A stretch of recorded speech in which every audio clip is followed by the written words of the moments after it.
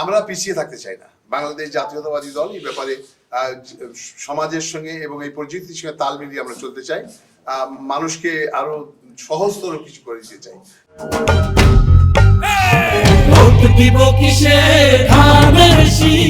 সেই জন্য যে স্মার্ট যে ভোটার স্লিপের যে বিষয়টা এসছে, এখানে আমরা জানেন যে ভোট ফর অমিত যে আমরা ইয়েটা তৈরি করেছি অ্যাপসটা, সেটার মধ্যে দিয়ে মানুষ তাৎক্ষণিকভাবে একজন বিড়ম্বনায় যাতে না পারে, যাতে ভোট কেন্দ্রে যে আমাদের ভোটার স্লিপ বা ভোটার নাম্বার পাওয়ার জন্য বিড়ম্বনায় পড়তো, অনেকে বিব্রত হতো, অনেকে ভোট দিতে যেতেন না, অনেকে ওই মানে বিভিন্ন ভিড়ের কারণে চলে যেত।